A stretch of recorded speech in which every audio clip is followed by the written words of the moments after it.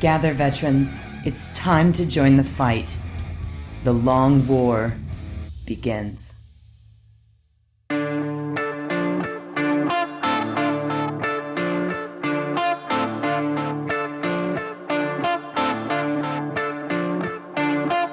This is The Long War. I'm Robbie B. And joining me again are my partners in crime, Kenny Boucher, Wyatt Turk from Jacket Clubs Painting, and prolific Chaos Warhammer 40K player, Jim Vesal. What's up, guys?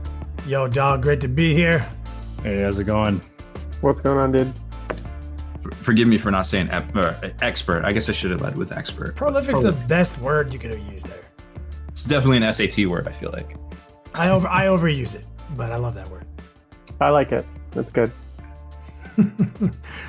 So, introduction to Jim. Currently, the current reigning ITC champion, or not champion, I guess. Current top leader position on the Pro Tour right now, worldwide. Yeah. Prestige worldwide. Yeah. That's got to feel good. Yeah, it's kind of weird because this is really the first year that, I was competing last year, but I kind of started paying attention to ITC in the middle of the season. And I think I finished pre-LVO, I was in the 40th or something. And this year I've had just an amazing start to the season. So, and I feel like I've just hit my, I'm peak. I don't know if I've peaked, and I've lost two games in top tables, my last two tournaments. So maybe I'm on the downturn now, but, I feel like I've kind of hit my stride as far as like my list and like my play and all that kind of stuff. Well, if there's one thing I've learned, being the professional, non-prolific 40K player that I am, it's everything changes every week. So almost being a 40K player at your level, you almost have to take that as like a part-time job almost. So I'm sure that you'll maybe be challenging yourself some, but also keeping up with all the trends. Like I'm sure we're going to talk later about what's new in FAQ with the FAQception that came out today. You just got to stay on top of it.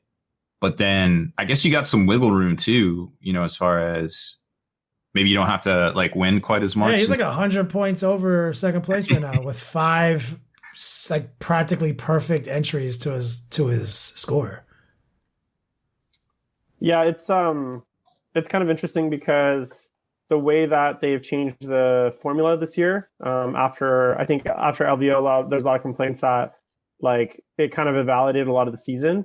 If you did well at LVO, or like I think if you went 4-2 at LVO, it was like the same points as like winning like a 2-person major last year.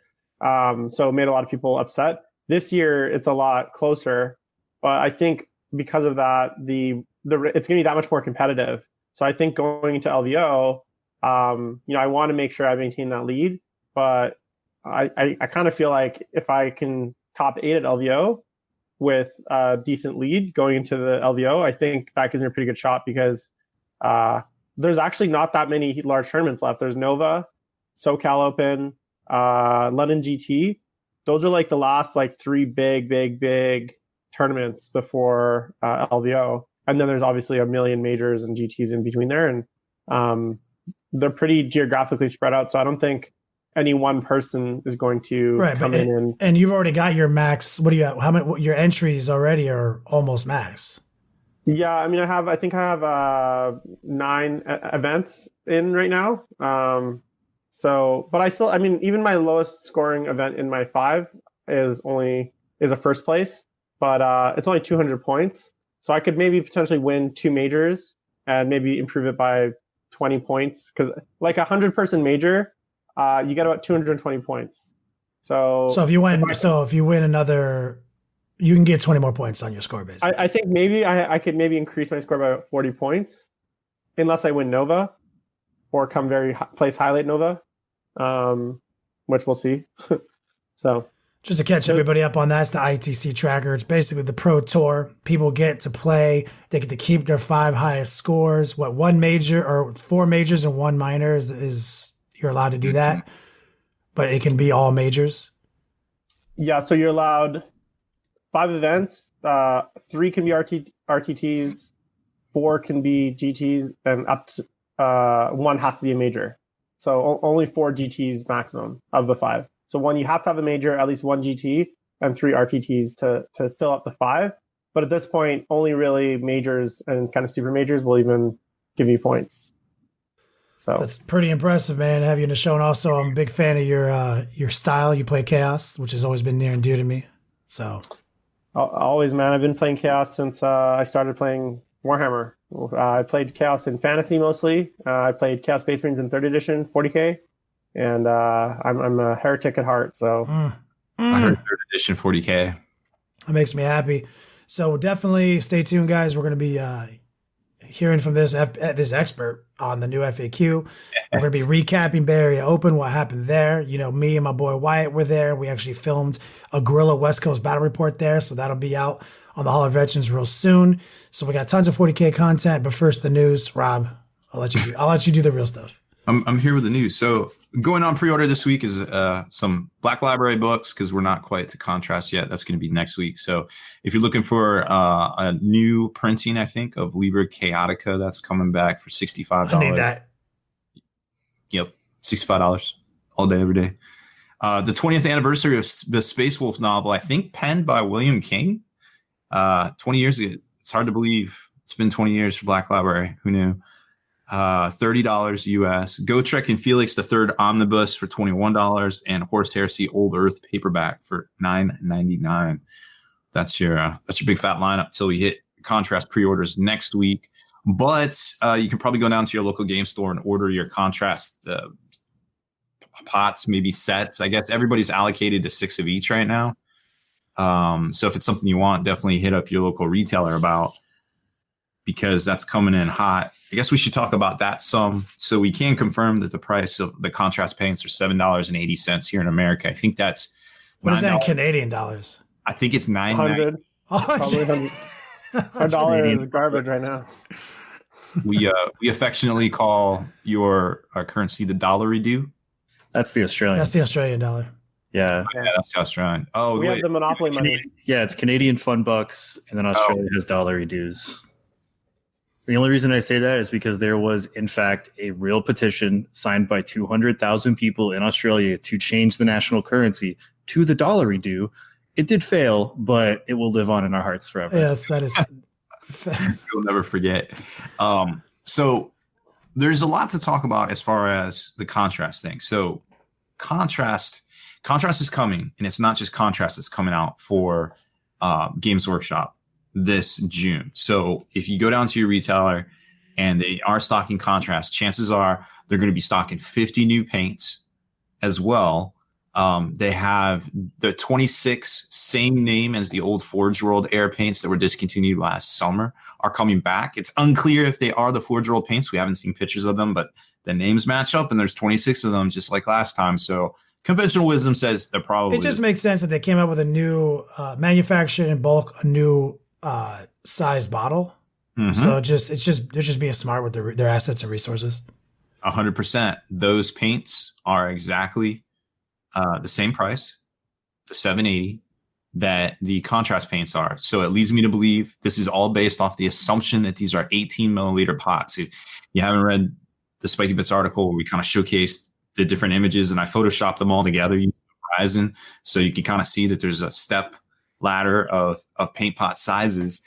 That kind of like the Dreadnought, Tactical Dreadnought Titan chart. one of my favorite pictures there.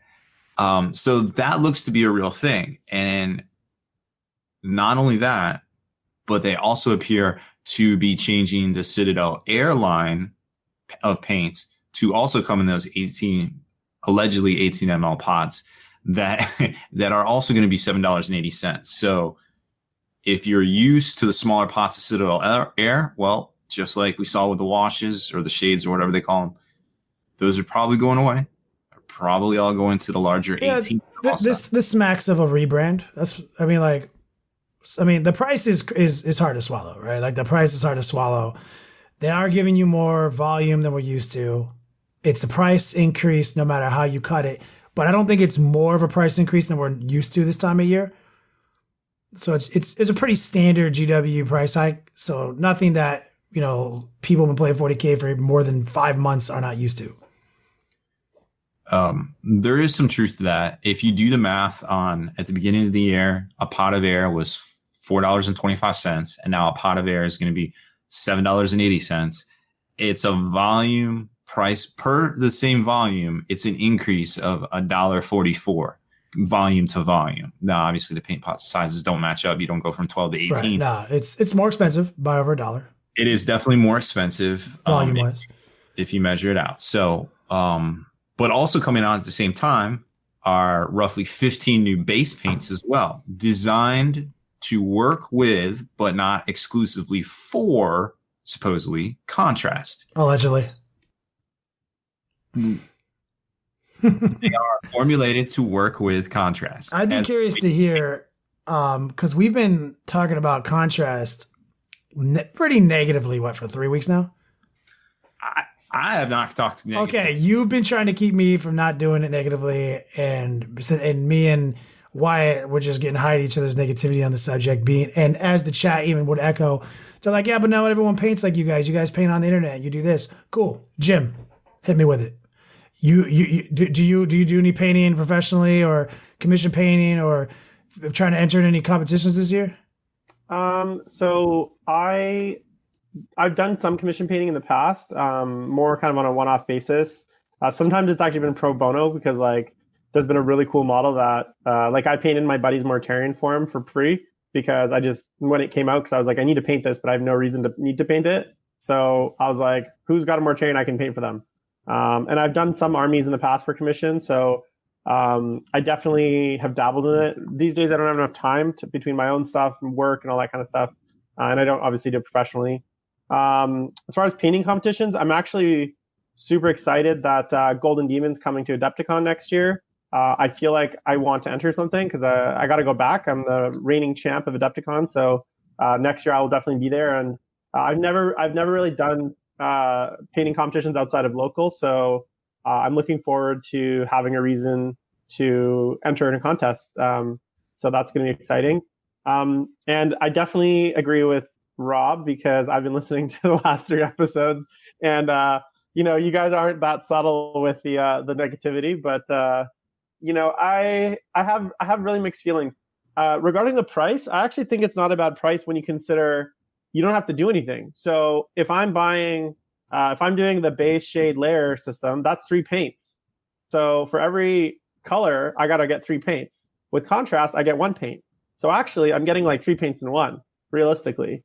Which means from a coverage standpoint, it's probably actually I need less contrast paint combined for the same area of regular paints. That's assuming I just do no other work to it. Now I think some of the examples I've seen with some of the propaganda videos that GW's put out, and a lot of the painters that I follow on Instagram, I guess, got these paints early and were doing sponsored posts. I'm sure you guys have seen some of them as well. And I've seen some really amazing stuff. If you actually look at Richard Gray, so his Instagram handle is Demon Rich. He did a Marine, a Blood Angels Marine with contrast, and then he went back and he did his own highlights on it. And he did this it literally looks like a competition level Space Marine. He did his own highlights, but he did it in 30 minutes, and it's unbelievable. And he did a few other things. So he's been playing around with those. So I think I actually think it's a positive thing. I think from a beginner's standpoint, it's great because it can get your stuff painted. I actually think also from a competition, from a gaming tournament standpoint, it's going to be good for tournament players because they're going to be able to get their armies painted. And then I think if you're a really good painter like Kenny or any of those guys that are competing, I think you'll find ways to incorporate some of those paints into your tool set, just like you would with, weathering pigments or special washes or the secret weapon stuff. So I actually don't have as much. At the end of the day, if you don't like it, you don't have to use it, right? So, they're not replacing the paints. The one thing I do hope, and this is something that I hope GW does do, which is, hey, this is a way to paint. but let's also show people how to paint like the traditional way. Like I hope that they don't just forget that there is other ways to paint. And I kind of feel like if you were new to the hobby and all you ever got was the contrast, and that's the only system you ever trained on, that's a shame, because I feel like you're missing something there. And I feel like unless you really go and learn, about shadows and depths and highlighting and light sourcing, like that's such an interesting part of painting models that I think if you just slap on a contrast and your perception of painting is that, I think that's a shame. So I hope that they definitely encourage people to. I like your perspective, because that's always been my fear. My fear is I actually don't want beginner painters to use this, because it's kind of like people hold precious like the technique that they kind of learned, like how they came up. You hear people say it all the time. It's like, well, I was brought up this way or this. People hold that precious. And like the last thing I want is beginners coming into the hobby, painting for the first time, experiencing, relatively easy results, getting something nice. I think that there's a potential for that bad thing to happen, where now you have a whole wave of painters who are like, this is what I learned. This is what I do. Mm-hmm. And unless GW is careful with it and the way they, continue to make great painting content on their YouTube channel and stuff, I hope they, don't fuck that up. Like, cause it's just a prediction. I have no facts to back that. I just know it took me a long time to get outside of what I thought miniature painting was when I first learned, and finally pick up an airbrush and try these new techniques myself. I probably wasted 3 years of my life not doing that. So, but I agree with you. Good positivity on that. Yeah. And that's a really good point. So the GW painting videos, I've learned a lot from them, and I consider myself a pretty good painter. I've actually learned, I watch them, not all of them these days, when they first started coming out. There's a lot of like gangster techniques, hobo techniques, as I can't even say, that you really learn watching them, the way that they use the washes, the lambing medium, the way that they're able to do a lot of things, that they make it look really easy. And I really hope if they do painting videos with the contrast, it's not just here's the model, here's the contrast, see you later. It's like contrast plus. It's like here's the contrast, but here's how to take it to the next level. You know what I mean? With traditional painting techniques. I think one of the things to mention too, and you touched on it briefly, like this one pot does the job of 3 pots. That's something to keep in mind when you're looking at your hobby budget too, because you're like, well, I'm going to paint this ultramarine, and normally with this ultramarine, I use 8 pots of paint, but now I only need 3 pots of contrast. So is it cost effective to me, money versus time, or should maybe okay, I'm just going to keep what I got right here, and I don't have to spend another $20-$25 in paint, because I'm perfectly okay with this, and I've already painted my ultramarine army this way, but maybe my next army I'll scoop it up, and I know what it takes to paint this Space Marine. Let me try it with the contrast system and see which one works better for me. So there's almost a time versus money trade-off right there too, that I think a lot of people will be evaluating. Especially the meta jumpers, we'll call them, because, it'll be good because all those folks that wait till the last second, it's definitely only going to take a second to paint your army now. Yeah. I still have a bottle of Future Floor Finish. I don't know if you guys remember that stuff. Oh, I do. In my kitchen that I used to thin down and make washes. And if you had told me at the time that when I was using that stuff, that they're going to come out with their own washes, and the wash range, both for GW and other brands, are going to get so big that you'll never have to do that, I don't think there would have been a part of me that would have been like, no, this is the way. That stuff is too easy. And I think kind of now, we're having that bit of attitude with the contrast, where we're like, maybe in the future, the contrast is like your base coat, and then you get into your highlighting and your shading and all that stuff. But now the new base coat paradigm is the contrast. So I'm really curious to try some out and do some models and see how it can speed up my painting, but also improve my painting as well. So, and then if I don't like them, hey, I'm not going to use it. I'm going to continue doing what I do. Yep. I'm only out $32 or something, which is free in GW dollars. Yeah, it's basically free. It's almost like starting Titanic. That's like buy one, get one free. Let's not yeah. Rob. It's basically Titanic. But you guys all got we all got a painting graveyard of paints and chemicals and various washes and things we've bought, thinking that they're going to be great, use them once or twice, and then they've never used them again. So that's not necessarily like unique to GW to have that. Truth. No, yeah, we actually talked very positively about GW. GW makes sick products, man. Like they've got amazing paints. The only issues I've ever really had with their new line of paints is like delineating between a base, a highlight, and a layer, and changing like the ratios to make those support those. Like that, I'm like, that's always a mistake. Just make them one good consistency across the board. But as far as pigments go, I fucking love GW paints. Like some of the best colors out there, minus the blues. The white is the worst. Yeah, but like I said earlier, I defended GW. A lot of companies make bad white. Yeah, white's a tricky one. Professional artistic grade white is kind of rare in the miniature world. So at the end of the day, they make good stuff. They make the second best washes in the game, in my opinion.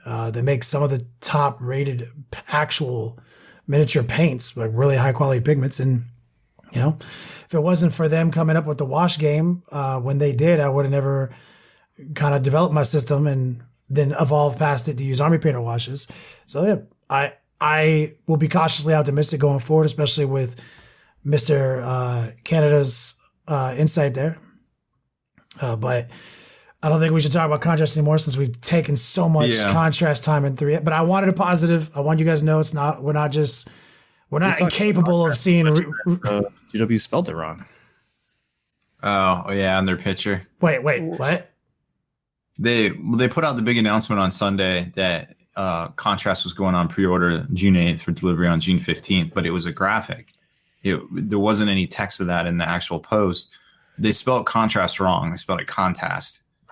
Contest. Contest. I can personal experience. Kenny and I have talked about this. There is a weird disconnect in your brain when you make a graphic in Photoshop and you see words in large fonts. Yeah. Like even words they're spelled correctly, it looks weird. And so I imagine that's what happened where they typed out Contrast and he was like, okay, yeah, it looks weird, but it's Contrast. I know how to spell Contrast. And also Photoshop doesn't have spell check.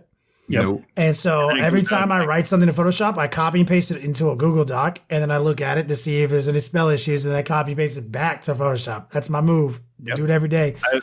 Pro tip, GW for free. Like I typed the word house, and I'm like, I know it says house, but it looks weird because it's in size like 72 font on the screen. It just doesn't look right.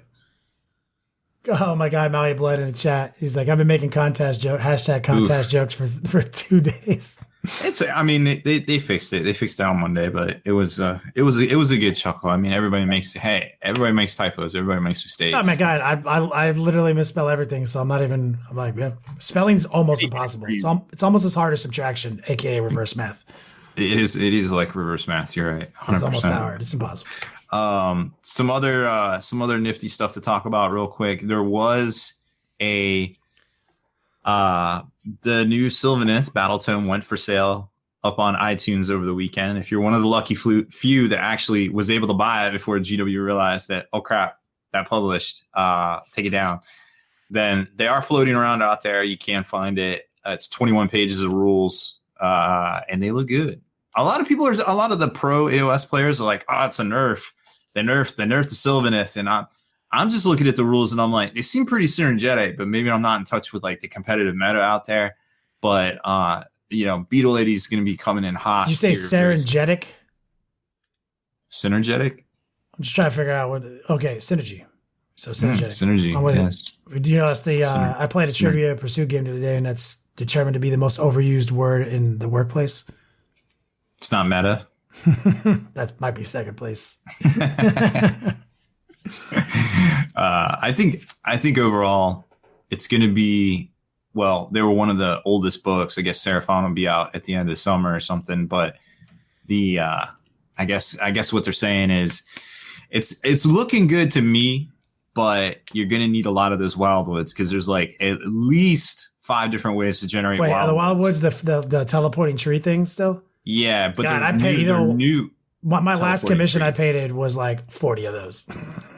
Because each one, and you guys are going to appreciate this. So each wildwood terrain feature is 3 to 6 wildwood pieces that have to be touching tip to tip. They literally said that, and I was like, oh so we have to buy our wildwoods and then bump docks. Got it. Yes.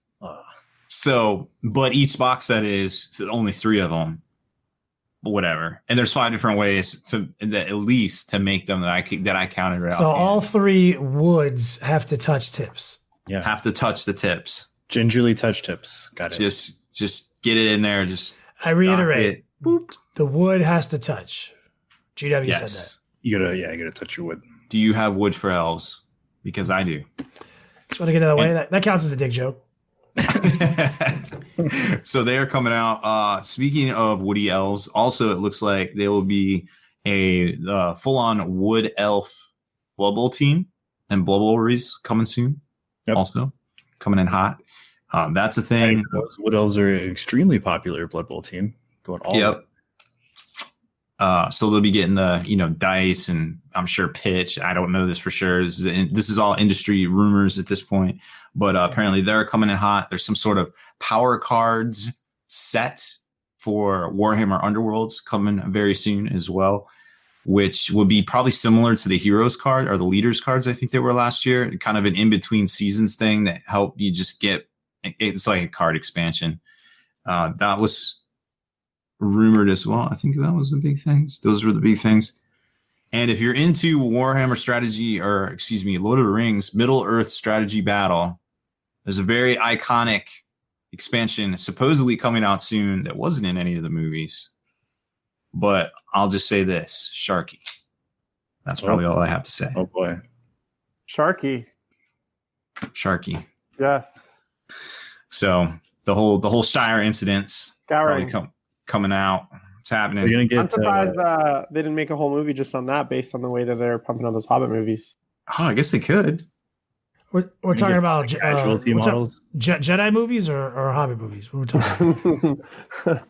No, they stretched the Hobbit, which is like an 80-page book, into 3 movies. So I'm surprised they didn't just come out with a movie for the whole last chapter of Return of the King. That's crazy. Like entire screenplays are less than 80 pages. Well, I don't know if it's actually 80 pages, but it's a pretty short book. I read it. I remember reading it in grade 7, and it's like a 1-day novel.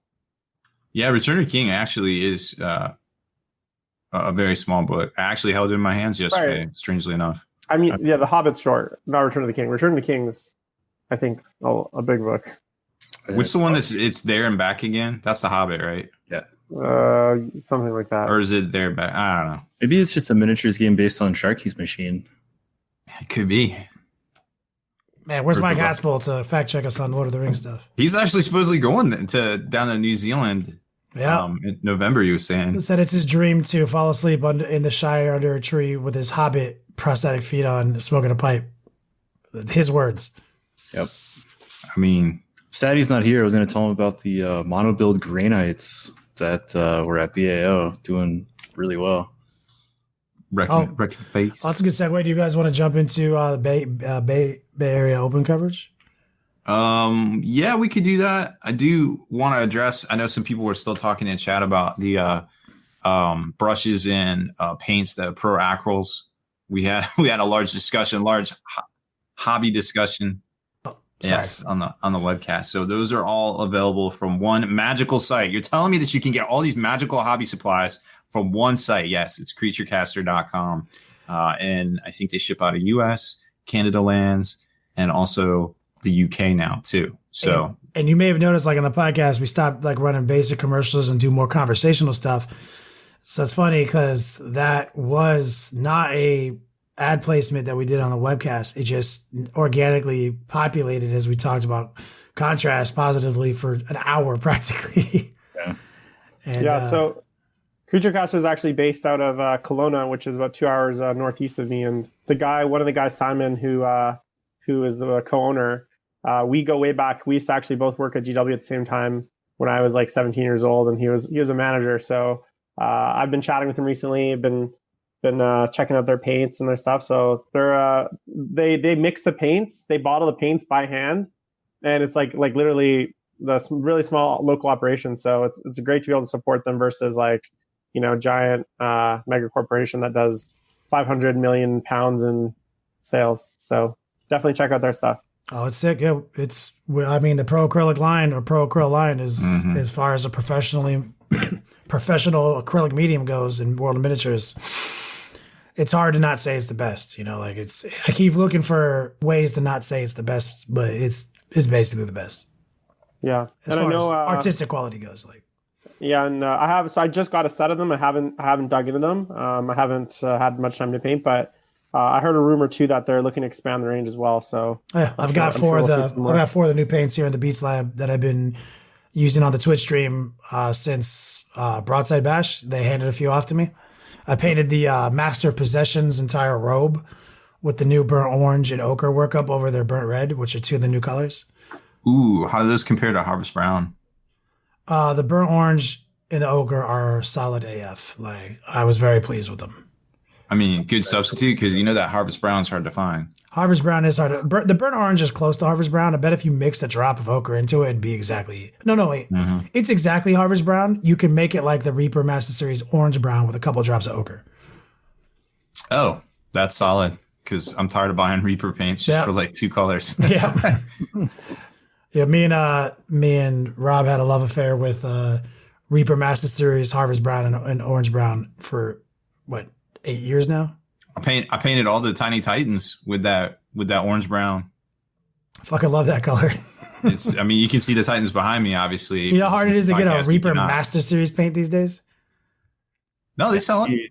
How many dicks did you have to suck for that, Kenny? That particular brand, only a couple. Just a few. Like nothing crazy, not like my Friday night numbers. Yes, it's true. Terrible, but true. Okay, that's all I had to say about Bay Area Open. Sunny San Francisco. Close. Birmingham. This is the Bay Area. Nobody knows where that is. It's close to San Francisco. It's by the airport. It took 1,000 minutes to drive to from LA. California's a big state. It's probably faster for Jim to drive from Canada. Not quite. It's I think it's like 15 hours. Not quite, but it was dope. It was Kublai Khan is the big con up there. I wasn't even aware that was a thing. We were in the Crown, and then Wyatt was staying at the Hyatt, and it was like, what's this whole fucking convention here? And it's like 3,000 people there, man, and it was pretty hype. And it was like 160 person major event. Was Bay Area Open, I believe, was the final number that they got. We ran a long war doubles on Sunday. Returning Adepticon champions came back and won. Wyatt's team got second place. Congratulations to that. It was pretty small. It was a growth year, admittedly. Next year it'll be even bigger. We're talking about SoCal Open next, seeing if we're going to bring a doubles there. But let's talk about the competitive side of things. Jim did not win, unfortunately, if you guys didn't know. If you thought I brought him in here to be like, congratulations on your win. He was second to one. Or no, I guess that's not even the term. You lost to first place, but you both had the same record at the end. Yeah, it's I was the only 6-0 after day 2 because it's 3-3, and then the top 8 go to a single elimination. And I joked to Reese if he could just end the tournament there because I was like, hey, I'm the only 6-0. Can I just win? So he didn't bite, unfortunately. So I had to play 3 more games, and when you play 9 games against really good players. Statistically, it's not easy to win them all. And I think not a single person finished that event undefeated, which I think just is a testament to where the game is right now. The West Coast meta specifically. How good the meta is and how balanced it is and how good some of the players were. There's some excellent players. I think 4 or 5 of the top 10 in the ITC were there. Brandon Grant was there. There's a lot of really good players there. So I was joking on day 1. I was like, I could pick 40 people out of this room and send them off to like 40 different like Rogue Trader tournaments this week and know that I would win 39 of them. Yeah. Like any random I could just be like, that's how thick the competition, especially out here in California. Every time they run an ITC event with more than 30 people in it, that's what's going to happen. That level of competition is going to exist. And sure enough, Jim was there. I mean, he's the number 1 guy in the ITC right now. And he was there and lost to Jeff in the final round. It was streamed on Frontline Gaming's website, on Twitch actually, and it was a nail biter. Yeah, it was definitely a back and forth game. I made some mistakes. I was going to turn 4. I was in a really good position. It was still a close game. I hadn't run away with the game, but it was a pretty close game. And my turn 4 and his turn 4 could not have been farther apart. He had probably the best turn 4 of his life. and I had the worst turn 4 of my life. And then the momentum just swung at that point, and I just couldn't. I fought back pretty savagely. But I had 2 psychic phases where like I couldn't get a smite off, like we're doing 3-4 smites. And look, I take nothing away from Jeff. He's an excellent player. He played after his turn 3. He played a perfect game. Like he didn't make any mistakes. He did exactly what he needed to do. And sometimes that's the way the game is. It's like when the games are that close against good competitors. I won my game 7, 20-19. So, the fates could have been different in that game. I could have been 1 dice roll away from losing that game. So, there's no easy games there. That was a very difficult tournament. I think probably 6 of my 9 games were like above average, felt like finals games, top table games in like a typical GT or major that I'd play. So very, very, very good, and huge congratulations to Jeff. He did an awesome job, and great event run by Frontline. So I was really happy with how I did. Can't win them all, right? No, that's a fact, sir. It's average loss of 1 at your level. That's the most you'll lose, but it's still 1, right? Still gonna happen. So obviously I was there. I played in day 1. I went 2-1 on day 1. Went hard. Drinking at the Italian restaurant. I mean, real hard, but not too hard that your boy couldn't play day 2. Like I took my shower. I was there. I was ready to go. And then I think just thinking about like this whole other tournament was happening, or this convention was happening down the street, and they were running shuttles. I was like, you know what? I just called Frankie and was like, yo, pull me out. Got 2 more hours of sleep like a grown up. Went over there, took pictures, talked to some people, came back. Was able to talk Wyatt into dropping in his last round so that we can play our own pickup game and film it with like West Coast coverage. So that's going to be some new fresh content, which I can't wait to drop on the Hall of Veterans for you guys. But Wyatt, what was your experience? I thought it was a great event, to be honest. I mean, it was a little bit weird how the advertisement for the event was a bit janky. I think there was some Kublai Khan, you can do better. Yes. So that was kind of an issue. So we ended up staying at a different hotel that was like, I think, a mile down the road from the hotel that the 40K event was at, and had to commute back and forth. But other than that, it was a great event. Definitely some different meta than what we're used to seeing. Like I would say that compared to the average meta you're used to seeing, stuff we saw at Adepticon, stuff that you normally see sort of central US and East Coast US, very, very different. So that was really cool to see that, seeing stuff like. And for anyone at home doesn't know, you came out from Texas. Yeah, I live in Texas. Off the heels of a big RTT win with your list, ready to go. Right. No, thinking you knew what the meta was like. Yeah, it's like sometimes that happens. So it's like sometimes you can have a good army that you pilot well, that is battle tested, and you go into an event that has a totally different meta that you're just not ready for. And that's kind of what happened here. Like the example that I'd like to give is that my round 3 was against mono build Grey Knights, running the wackiest shit I have ever seen. And like, how do you prepare to fight something like that in the current meta when it's like dominated by so many different armies, like Chaos and Imperium and Eldari? You go up against Grey Knights and you're having to fight tooth and nail just to get points every turn. So like, it was insane. I had a lot of fun. I don't think there was a single yellow card. Did you lose to the Grey Knight player? No, I tied. I had to fight for a tie. I was actually excited to tell Mike Haspil about it because I thought that would maybe lift his spirits about Grey Knights, that like you can do this wackiness with Grey Knights and go and like get some wins at a major GT in this climate. So it was like really exciting to see. Awesome. Also, big shout out to my boy Alan Marshall. That's my local boy that I play that game with out here, going 5-1 with his mono Ultramarine build. It was best Space Marine player.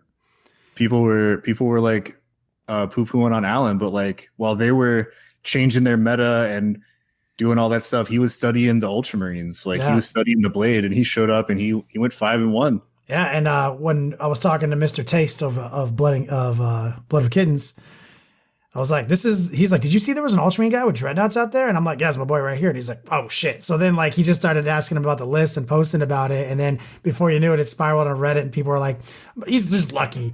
He just got lucky. You know, he beat 2 top 10 players with that list, Jim. Yeah. Yeah. He almost beat my buddy John Lennon. He almost beat Lennon. Lennon's the only guy who beat him. Like he was terrified of like Lennon. I asked him during the game, after the game, he's like, dude, I almost lost like that. He was totally thrown off by that matchup. So yeah, I mean, good on him, man. That's awesome. Well, I think that definitely goes along with playing what you're familiar with over and over again. Obviously, it's worked very well for you, Jim. Mm-hmm. Very well for Jeff, staying strong after Adepticon last year. I think he played Custodes last year, or did he play Tyranids? I forget. But I think he's been working his Custodes joint for a while, just getting real good, real clinical at it. Yeah. And he got his big win. I think, seeing that, those are 3 big examples. Thomas Bird does really good with Ultramarines too, here on this side of the country. So I think focus up, play what you love, get really, really good with it, and know what you're capable of. I think somebody once said that the wise man is one that says yes, but also one that says no, because you got to know what you're capable of and what you're not capable of at the same time. Sounds like a Haspil quote. Yeah, I know. Well, I'm trying to look. I got big shoes to fill. Is Haspil the wise man in your quote there? He was definitely the most learned. That this is a house of learned educators, sir. He reads the goodest. Did we just get our stepbrothers reference in? Yeah. Yes. So, just keep that in mind. Be like, oh, whatever. Grey Knights are trash. Dude, play Grey Knights. Get good at Grey Knights. Grey Knights do work. Like you will be that guy who shows up to Evo playing like the bottom tier character in Street Fighter and like win the tournament. Maybe not like win the 40K tournament, but you will definitely go positive and wins losses. A winning record at any event like that is a win. Yeah, that's a big deal. Like, being able to come in with Grey Knights. Everybody who was 4-2 at Bay Area Open, congratulations. Yeah. That's a serious achievement, man. Like it's serious stuff, but it was awesome. Bay Area Open was awesome. I'm sad that like I must have walked by Jim 100 times and didn't stop to say hi. I don't know why. Like, and then we Facebooked each other, right?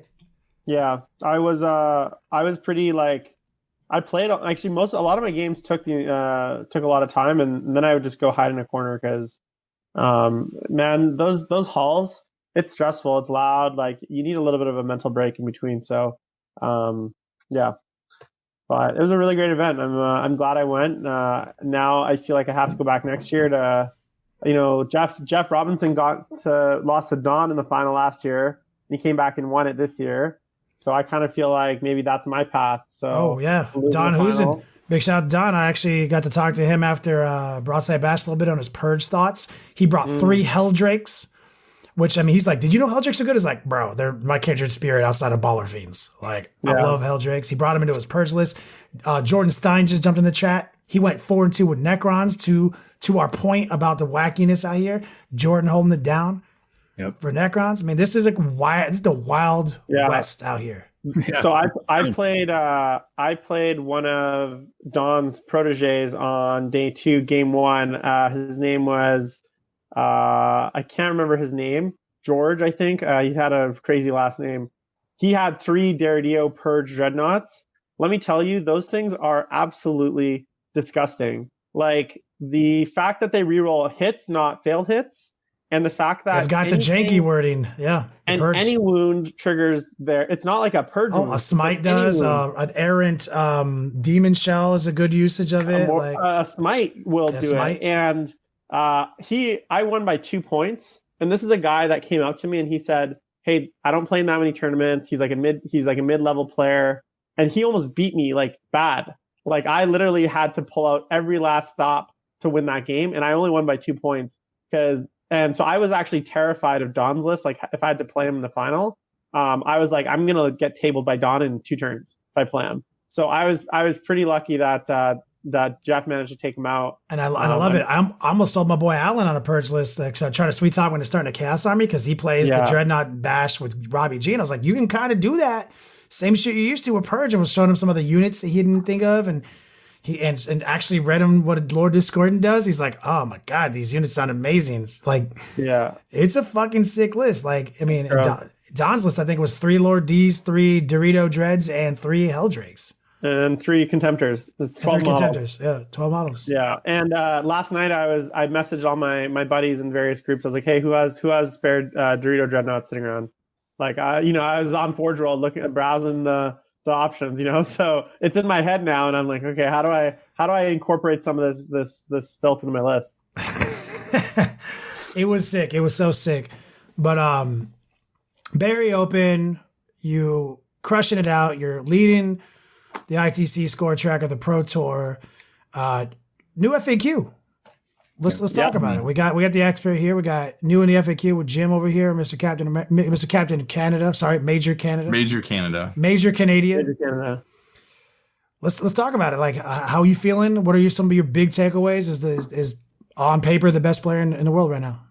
So I actually think they kind of GW Slayers, I'm just reading right now. They basically put it out as like, hey guys, we just wanted to do some quick like clarification.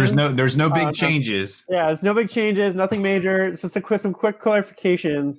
But when you dive deep into what they've actually done, it's actually massive. So just right off the bat, we have the Overwatch change, and they literally say, this is the quote, "You guys noticed the word 'not' was missing from this sentence." It's like, yeah, like when you put "not," no, we actually didn't notice. We just were playing it the way you wrote it as a perfectly constructed sentence. I didn't notice. I thought they meant that because it's not like there was. It's not like the grammar was broken and it looked like there should have been a "not" there. They didn't use a contraction. They said "cannot." Right? Yeah, what we noticed was that it was super broken the way that you wrote it, and the fact that you guys forgot the "not," and which completely reverses the entire meaning of the sentence is like pretty crazy. So now, so one of the issues it was causing before is people were doing things like there's all sorts of jank now that they could do during Overwatch. People were trying to do like that Tau relic that lets you move 6 inches. They were doing all the rerolls in the Overwatch that were usually only supposed to be used in the shooting phase. So there's all sorts of like stuff that fact brought in from the shooting phase into Overwatch, and now they've reversed it, right? But that's a complete 180 reversal. That's not like they fixed a comma or the grammar was not clear or a clarification. That was literally a reversal. To the people who are exploiting it for their gain, it is a complete reversal. It's for the people who it affected directly. That is a fundamental change. Yeah. Right. So that's one big one. The other big one was a Tyranid nerf, and again, they kind of brushed it under the rug as like, this was inconsistent, so we just fixed it. Like, hey, we're just cleaning up the rules. But this is actually a huge change. So in the past, you could use opportunistic advance after you Swarm Lord moved, so you could basically double your advance. So you could move with a double advance and then move with a double advance. And that's how people would play those Gene Stealers moving 44 that inches. Kraken style. Yeah. Like Kraken Stealers. Oh. And now they're saying you can't do that. So now maximum, you got 8 plus 8 plus 12. So that's 28 inches, if my math is correct, versus 40 It's inches. impossible to tell. I have to get a fact check. Right? Who knows? Yeah, so that's actually a huge change. And I get why they did it. And I actually, I like the idea, and I was saying earlier, I like the idea that there's precedent and that there's consistency. But I don't necessarily think that when it comes to all things, that there can't be exceptions. And so I would say, yeah, remove that sentence, but then maybe in the stratagem, put an exception saying you can use this, during that thing, because I get why they're trying to create consistency, but I feel like that was one of the few tools that Kraken Stealers had. That was the only reason people took That's Kraken how come Stealers. Kraken worked. That was the thing. That was their whole thing. That was their cheat code. That's what, like, everyone needs a cheat code. That was it. So, like, yes, consistency and precedent is strong, but exceptions are what create the spice, because we're not playing chess, and nor do we want to play chess. We want to play 40K. Yeah, and so that's been removed, and there's a lot of salt right now from Tyranid players because that was a big part. I know a lot of good Tyranid players, and that's a big part of the whole point of the having the Steelers. And then the last thing, which they did was, well, this is actually a nerf in the previous.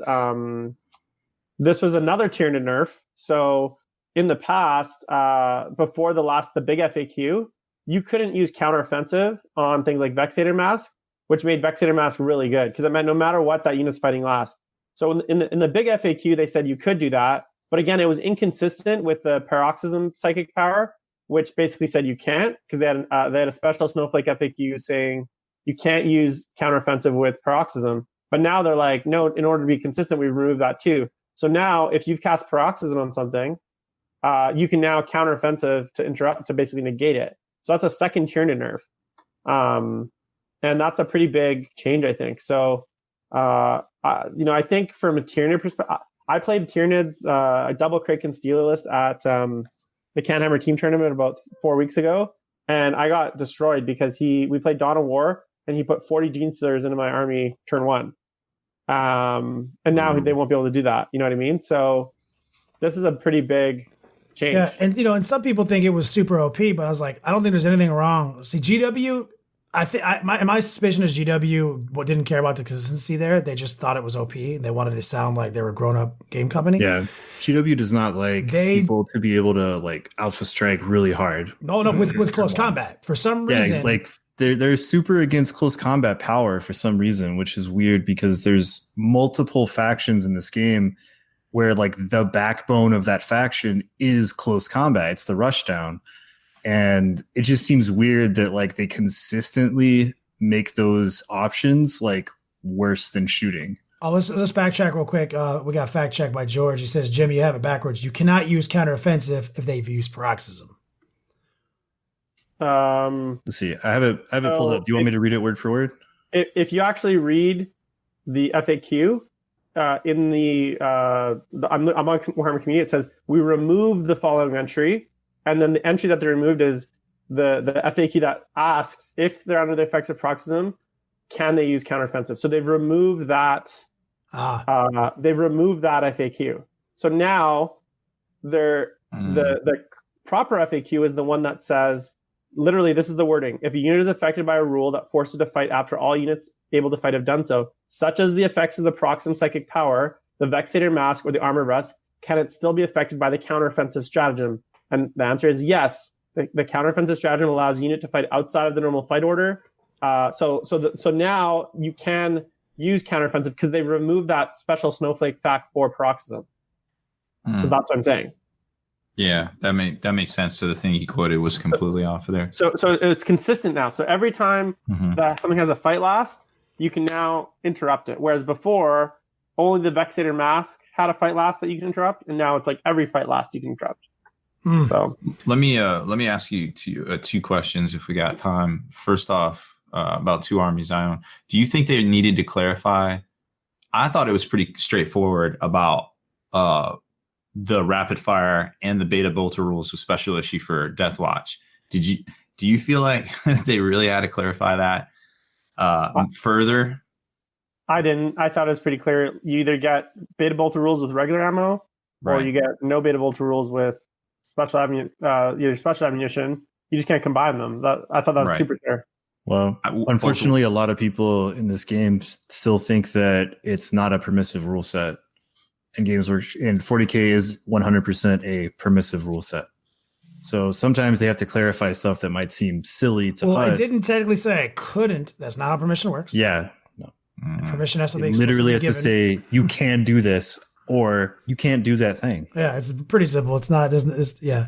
So like precedent, when you have to establish, so like to Jim's point earlier, when you actually have to dig in and establish a precedent to interpret how something works, that's indicative of something was poorly written. But luckily, precedents can be pulled upon to infer meaning, but we can never be truly sure until an FAQ. And even now, I'm not entirely sure GW with their community notes is not just trying to social engineer their meanings behind why their motivations. I'm certain that they don't like Gene Stealers charging you on turn 1, just like they have consistently shown using precedent with action outside of the game. They've consistently trying to take that away from the game over the course of its launch. And that's probably why they did it, but they said their motivation was something else. So it's like, it's fine. You're motivated. It's your game, your vision of your game. That's cool. And you can say whatever you want to save face, but you don't like close combat. You fighting twice is 3 CPs, but shooting twice is 2. You've gotten rid of every, like, I can come across the table at you turn 1 kind of style, touch of death. But I was like, shooting real good. So I don't know. Yeah. and that makes sense. I mean, between Alpha Legion's been nerfed 100 times. Blood Angels got nerfed. All the turn 1. I think the only thing left really is Zangors, maybe. And even Gene Stealer cults can't really do that anymore. So I don't even know what's left when you think about it. Just the jump and Zangors basically is just jump. Is the only kind of real right. And they've let us have those and kind of clarify further movement is null and void and stuff like that. But it's fine. It's a sci-fi IP. They want it to look like a sci-fi IP. Cool. We'll bring the Doritos. We'll bring the Helldrakes. We'll bring the fucking Lord D's. It's cool. Leviathans. See, I won't be surprised if they don't look at that. So if you look at the Chaos Space Marine book, there's not very much great shooting in there. So when they probably wrote those Purge rules and some of those other Renegade rules, they were like, all right, how bad could it be? Because look, you don't even get Legion traits on your Predators, right? All you get really is your Hellbrutes and your Havoc. Your Havocs and your Obliterators. And Marines. So they're probably looking at it thinking, okay, we got 115-point Marines, we got Chaos Space Marines and some Havocs. This Purge isn't too bad. But then people go, the Don Husens of the world go and take 3 Contemptors, 3 Daredios, all this Forge-rolled stuff that's way undercosted now because they just dropped it in points. Yep. And it just takes it way over the top. Those Daredios with Purge is less than 200 points each. They're 195 or something like that. Yeah, and they put out a disgusting amount of shots. Yeah, and the Contemptors are 130 or something. 138, yeah. Yeah. And the Hellbrute, a similar Hellbrute is 150. It's garbage. The points, it's not even worth it. And you get a missile launcher and a twin las cannon. It's okay, awesome. Oh, yeah, you're the best. No, you're right, and that's to make our we'll see. We'll see if they want us to continue to buy cool models or not. We'll but motivation's there. GW, just be clear and concise with your vision of this game. To me, I can infer what your vision of the game is, but I'd like a little clarification. Well, I think a lot of this Forge roll stuff, Forge roll is kind of fallen by the wayside, and it only gets picked up and really seems to make a splash on the competitive scene when something is favorably points costed. We'll say, we saw it in the past with the Hellhounds. We saw it in the past with, I can't even remember. Well, Decimators were 160 points. People had 6. So. I mean, there's just been so many things you could just, the immobile Basilisk platforms, the artillery pieces. Oh, yeah. So, unfortunately, Malefic Lords for the 40K fat kids that like to eat from that 40K fat kid buffet. We want to play with our big stuff. We want to get that Forge roll. We want to have fun with it. We got Apocalypse coming, so I'm definitely looking forward to that. Getting all that sweet, seeing, hey, there's a reason for me to pull out my Marauder Destroyer and go around the battlefield and stuff. I can play my Phantom Titan in 40K. It's 2,000 points. I think it's more than that. No, the Revenant is the little one's 2,000. Okay. I played in a tournament a few months ago, and that's all he took 2,000 points. His army list on BCP was just a photo of the data sheet from the Phantom.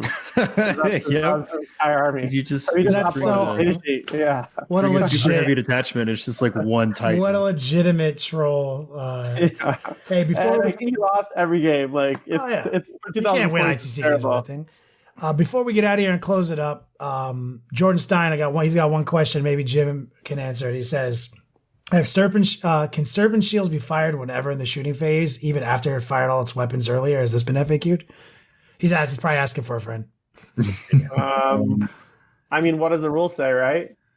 The wording leaves it open to basically you can do your entire shooting phase and then be oh yeah, I'm gonna fire the Serpent Shield off of this thing.